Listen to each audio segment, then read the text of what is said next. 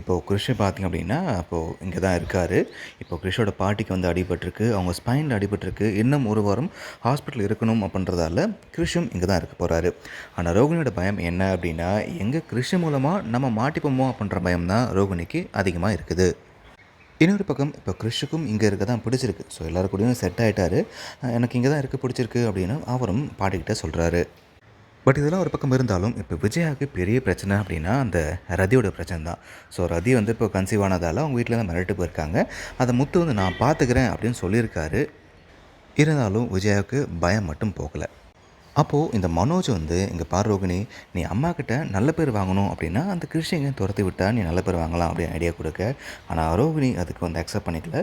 இல்லை நம்ம வந்து வேறு இது பார்க்கலாம், நீ தான் வந்து அந்த பொண்ணு வீட்டில் பேசணும்னு சொன்னல, அது பண்ணலான்ற மாதிரி அவங்க டைவர்ட் பண்ணிட்டாங்க.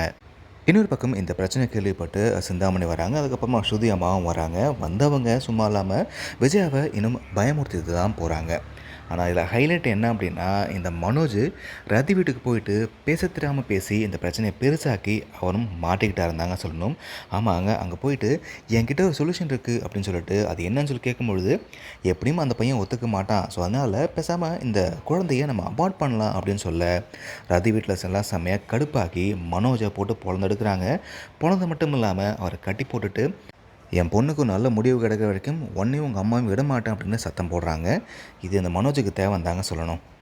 ஸோ வழக்கம் போல் முத்து தான் இந்த பிரச்சனையை சால்வ் பண்ண போகிறாரு. இப்போ இந்த ரதி பிரச்சனை சால்வ் ஆகிடுச்சு அப்படின்னா இவங்க ஈஸியாக வந்து தப்பிச்சிடுவாங்க. அதுக்கப்புறமா கிருஷ்ண மையமாக வச்சு தான் எபிசோட்ஸ் மூவ் ஆக போகுது. ஸோ இந்த ரோகிணி பயந்த மாதிரி கிறிஷ் மூலமாக இந்த ரோகிணி மாற்றுறதுக்கு வாய்ப்பு இருக்கா இல்லையா, என்ன ஆக போகுது அப்படின்றத வெயிட் பண்ணி பார்க்கலாம்.